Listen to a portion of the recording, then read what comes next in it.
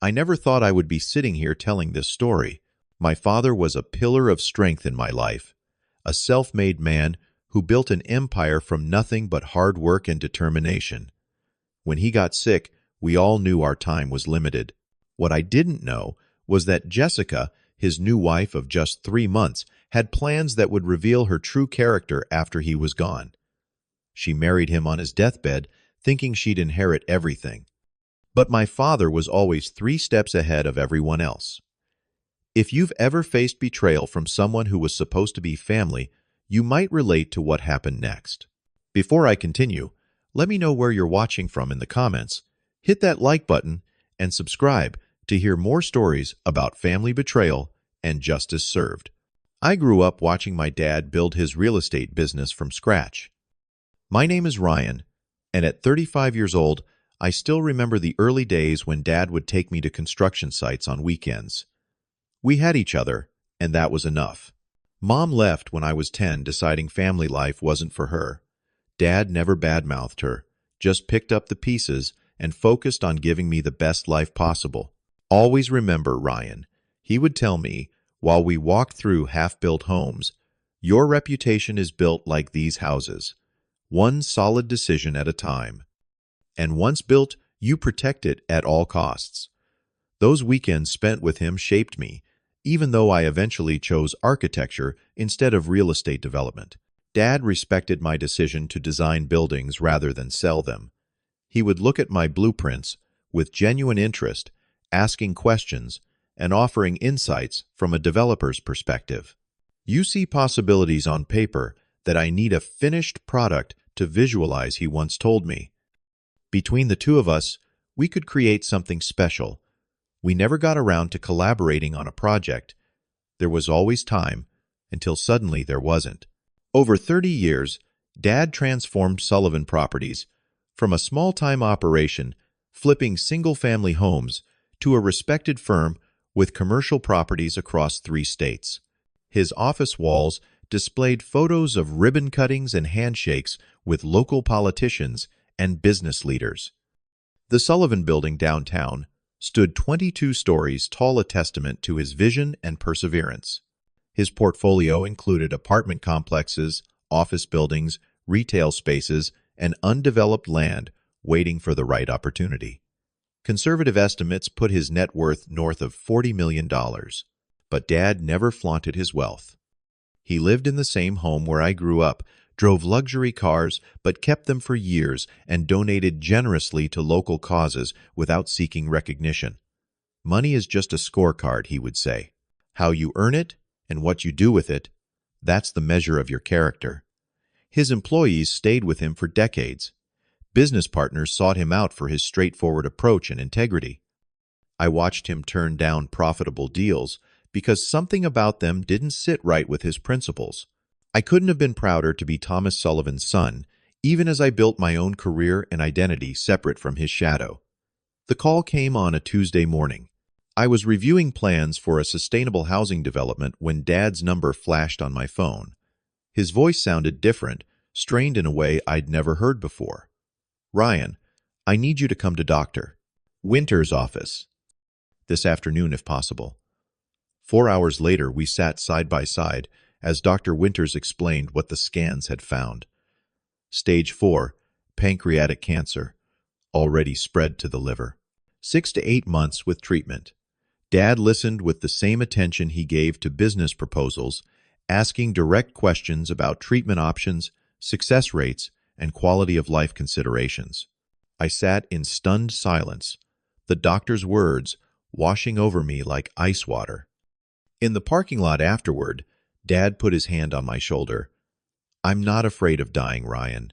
I've lived a good life, but I need to make sure everything's in order before I go." That was my father, practical to the end.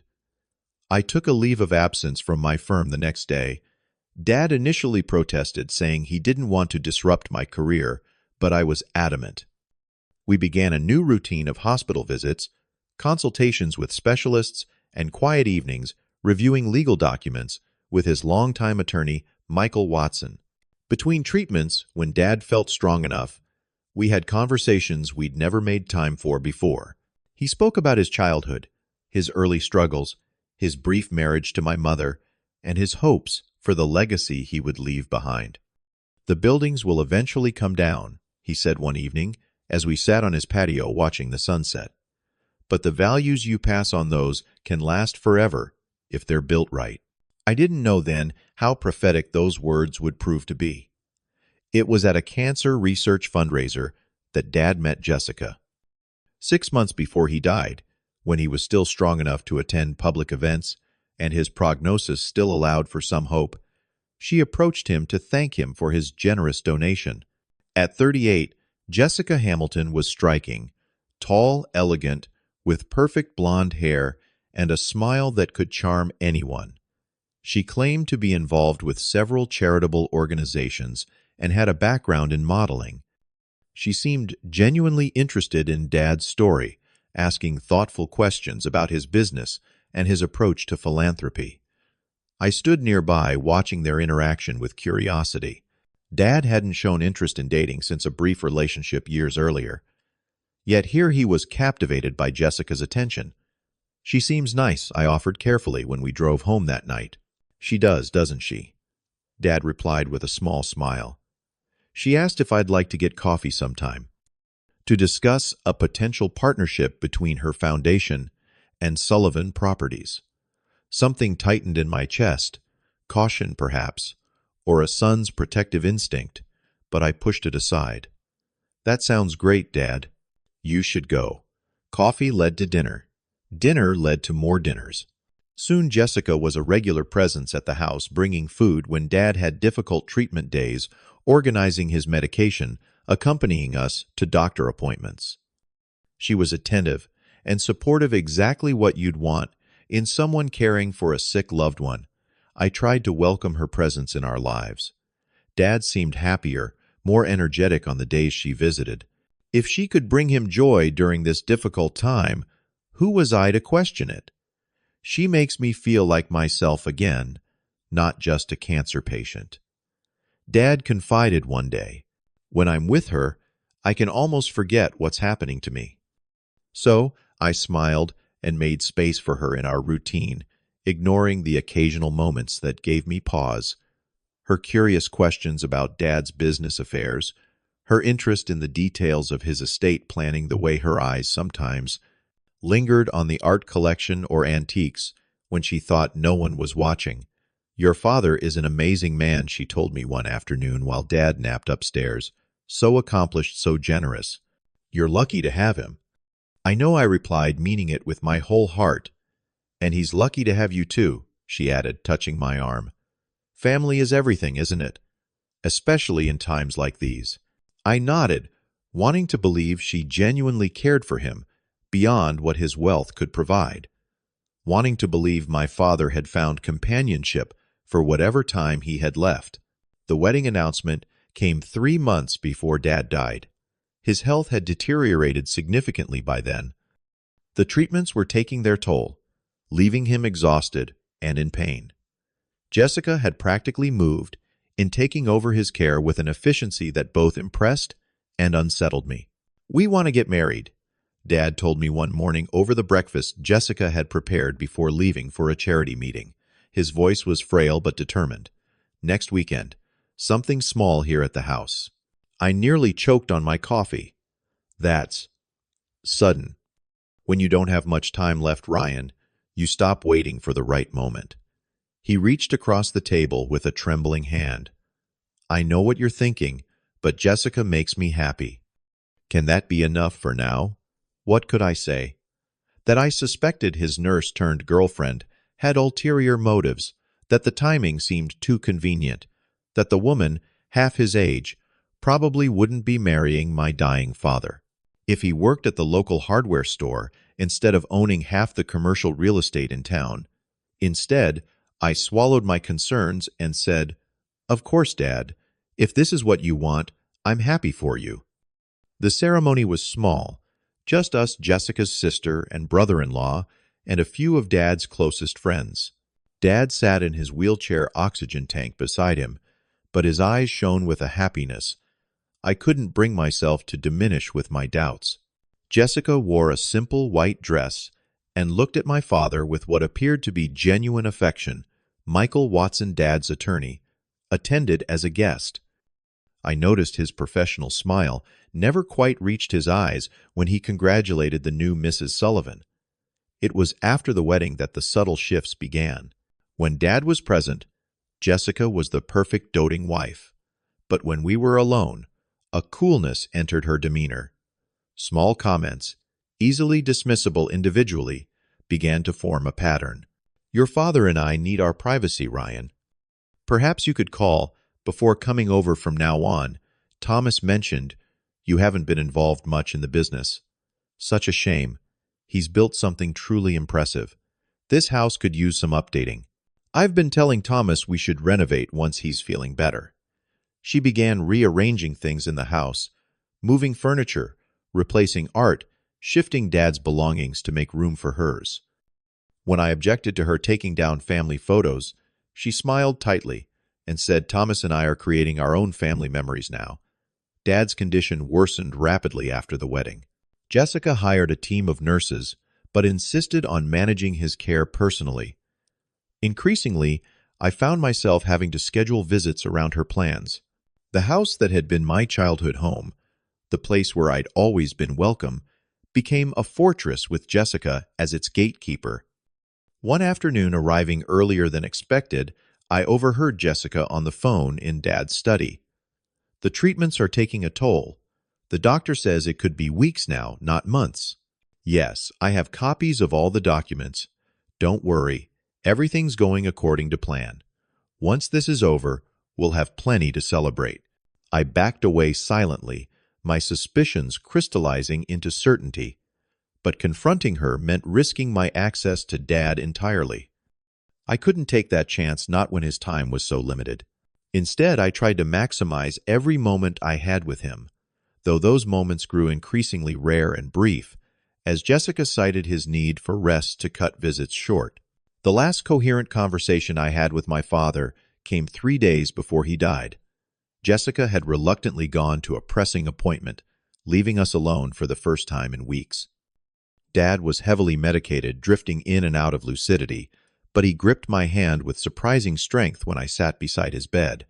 "Ryan," he whispered, his voice barely audible, "listen carefully." I leaned closer, my heart pounding. "Trust what I taught you," he said, his eyes suddenly clear and focused. "Remember the foundations. Everything that matters is already secure." "Dad, what do you mean?" He squeezed my hand. "Michael knows. The papers are all in order.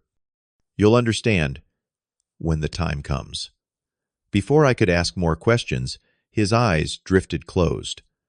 When they opened again, minutes later, the moment of clarity had passed.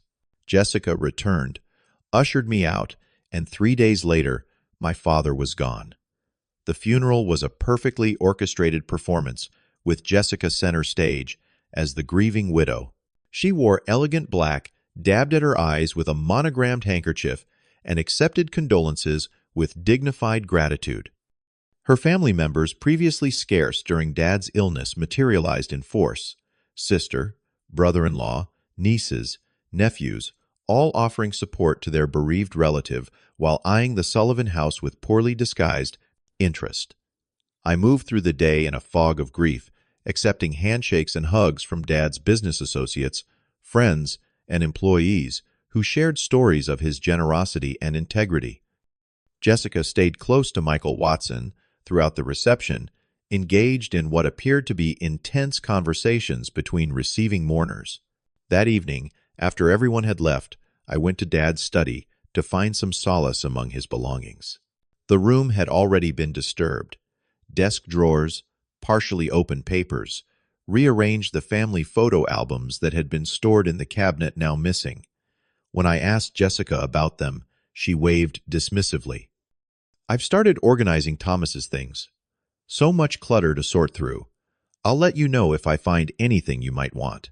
The next morning, she informed me she would be taking over the day-to-day operations of Sullivan Properties while things were sorted out legally. She had already scheduled meetings with Dad's executive team. Thomas and I discussed this extensively. she said, sipping coffee at the kitchen island that had been replaced just days after the wedding. He wanted me to continue his legacy. I'm sure that will all be reflected in the will. I bit my tongue and nodded, remembering Dad's words. Trust what I taught you. The foundations are secure. I just had to hope he knew what he was doing. A week after the funeral, Michael Watson called to schedule the reading of the will. Jessica immediately began making arrangements, calling family members with updates, speaking confidently about the transition of assets, and continuing Thomas's vision. Her transformation was now complete. Any pretense of warmth toward me had vanished. She spoke about the house as hers, the business as hers, even referred to herself as the new head of the Sullivan family. She had her sister's family over for dinner in Dad's house, giving them tours of her property while I sat in my old bedroom, feeling like an unwelcome guest. The morning before the will reading, Jessica cornered me in the kitchen. "Ryan, we need to discuss your living situation," she said, her voice businesslike. "I'll be making some significant changes to the house, and frankly, it's awkward having you here. I think it would be best if you found your own place by the end of the month." I stared at her, momentarily speechless. "This has been my home for 30 years. And now it's mine," she replied coolly.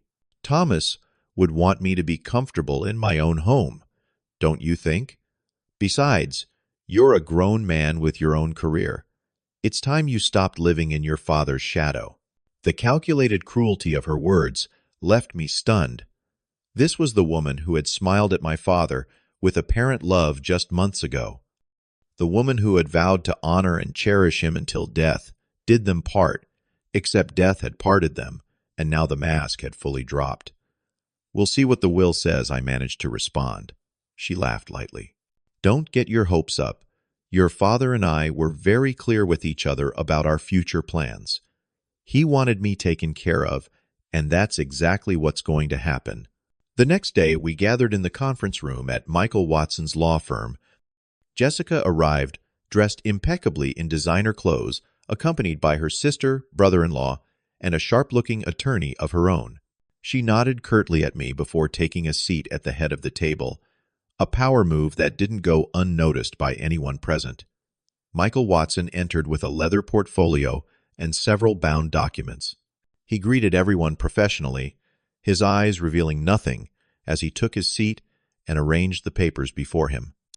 "Thank you all for coming today," he began. "Before we proceed with the reading of Thomas Sullivan's last will and testament, I want to express again what a privilege it was to work with Tom for over 25 years. He was not only a client, but a dear friend, and his loss is felt deeply by all who knew him." Jessica nodded solemnly, dabbing at dry eyes. Michael continued. "Tom was meticulous in his planning, especially in recent months, as his health declined. The documents I'm about to share reflect his explicit wishes regarding the distribution of his assets." Jessica straightened in her chair, a small smile playing at the corners of her mouth as she glanced triumphantly in my direction. "I'll begin with the primary document," Michael said, opening a bound folder. "This is the Sullivan Family Trust, established by Thomas Sullivan 12 years ago and amended periodically with the most recent amendment dated 2 months ago." Jessica's smile faltered slightly. "Trust Thomas didn't mention a trust, just the will." Michael glanced at her briefly before continuing. "The Sullivan Family Trust contains approximately 90% of Thomas's total assets, including Sullivan Properties Incorporated, all commercial real estate holdings, investment accounts, and the family home at 742 Oak Ridge Lane." The room grew very still. Jessica's attorney leaned forward, suddenly alert. "As designated in the trust documents, Ryan Sullivan is named as the primary trustee with specific distribution instructions and operational guidelines for Sullivan Properties." Jessica's face drained of color. "That's impossible. We were married. I'm his wife. Everything passes to me." Michael turned to her, his professional demeanor unchanged. "Mrs. Sullivan, your marriage to Thomas does entitle you to certain considerations which are addressed in the will. However, the bulk of his assets were placed in this irrevocable trust long before your relationship began. These assets are not part of his probate estate and are not affected by subsequent marriages. This is ridiculous, Jessica snapped, turning to her attorney. Can he do this? Her attorney was already scanning the documents Michael had provided, his expression growing increasingly grave. Mrs. Sullivan, did you? And Mr. May? Sullivan sign a prenuptial agreement? Yes, but it was just a formality. Thomas said it was standard for someone in his position. It didn't mean anything. The attorney winced visibly. I'll need to review it, but if this trust was properly established and the prenup is valid, perhaps I can clarify further, Michael interjected calmly. He removed another document from his portfolio. This is Thomas Sullivan's last will and testament, which addresses the remainder of his estate, not contained in the trust. Mrs. Jessica Sullivan is indeed mentioned here. Jessica's eyes flashed with renewed hope. To my wife, Jessica Sullivan, provided our marriage is intact at the time of my death, I leave the sum of $500,000 and my collection of watches, with the exception of the vintage Patek Philippe, which goes to my son Ryan, as previously promised. $500,000. Jessica's voice rose incredulously. Out of $40 million. This is a joke. Additionally, Michael continued, as if she hadn't spoken, Mrs. Sullivan receives the Sullivan Foundation Donor Advised Fund annual distribution rights for her lifetime, provided she serves on the board and attends quarterly meetings. This amounts to approximately $100,000 annually for charitable distributions. Jessica stood abruptly, her chair scraping loudly against the floor. This is theft. He promised me everything. We talked about how I would run the company live in the house. Michael remained unperturbed. There's one more document I've been instructed to share. He withdrew an envelope sealed with the Sullivan Properties logo. Thomas asked that I read this letter in the presence of both his son and his wife. Jessica sank back into her chair, her face a mask of fury and disbelief. Michael opened the envelope and began to read, to Ryan and Jessica, if this letter is being read, it means I've lost my battle with cancer. Ryan, my son, you have been my greatest joy and accomplishment. I've watched you grow into a man of integrity and compassion, values that matter far more than any building I've ever constructed. Jessica, when we met you, brought light back into my life during a dark time. For that, I will always be grateful. However, I am not blind to the timing of your interest in me, nor to the questions about my estate that began almost immediately. Ryan, I've prepared for this possibility since you were a child. The trust was created to protect what I've built and ensure it passes to hands that will honor its foundations. As trustee, you have full control over Sullivan Properties, though. I hope you'll consider bringing your architectural vision to the company. Jessica, the provisions made for you are fair considering the brief duration of our marriage. The prenuptial agreement you signed explicitly acknowledges the existence of the trust and waives any claim to contest these arrangements. Should you choose to challenge this decision legally, the prenuptial stipulates that all provisions made for you would be revoked. I built my life and business on seeing the truth in people and situations. Sometimes we see what we want to see, but in the end, the foundations we lay reveal our true intentions. With love and hope for both your futures, Thomas Sullivan. The silence that followed was deafening. Jessica stared at Michael in shock, then turned to her attorney, who was shaking his head slightly. This can't be legal, she finally sputtered. He was medicated, not in his right mind. She manipulated him. She pointed at me accusingly. They conspired together, Mrs. Sullivan. Michael responded firmly. These arrangements were made years before Thomas's illness. The trust was established when Ryan was 23 years old. The prenuptial agreement you signed was witnessed, notarized, and included full financial disclosure. You had independent legal counsel review it before signing. Jessica's attorney leaned over to whisper something in her ear. She shook her head vehemently. No, I will not accept this.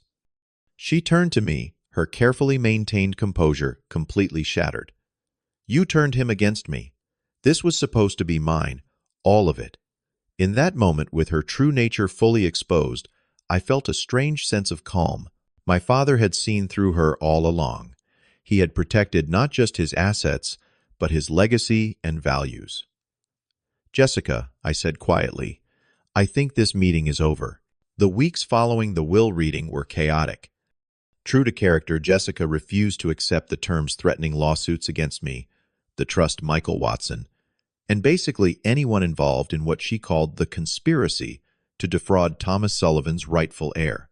I moved back into my father's, now my, house after Jessica was legally required to vacate the property.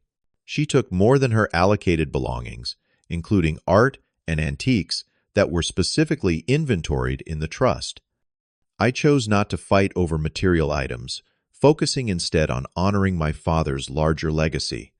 Her legal threats quickly hit roadblocks. The trust was ironclad established long before Jessica entered the picture.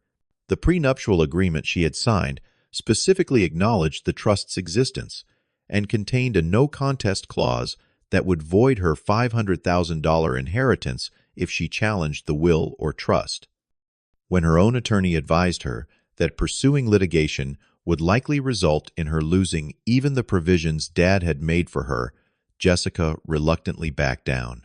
I consulted extensively with Michael Watson, who revealed that Dad had updated him on the situation as his relationship with Jessica progressed. Your father was no fool, Ryan Michael told me during one of our meetings. He saw what was happening, but he also saw how much it meant to you to believe he was happy. He didn't want his final months with you tainted by conflict, so he just let her think she was winning. Michael smiled slightly. Tom always played the long game, in business, and it seems in personal matters too. He knew the foundations he'd built would stand.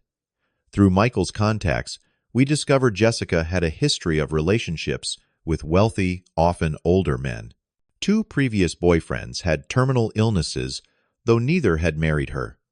One former partner had made significant changes to his will in her favor before his family intervened, with evidence of manipulation. She picked the wrong mark this time, Michael observed.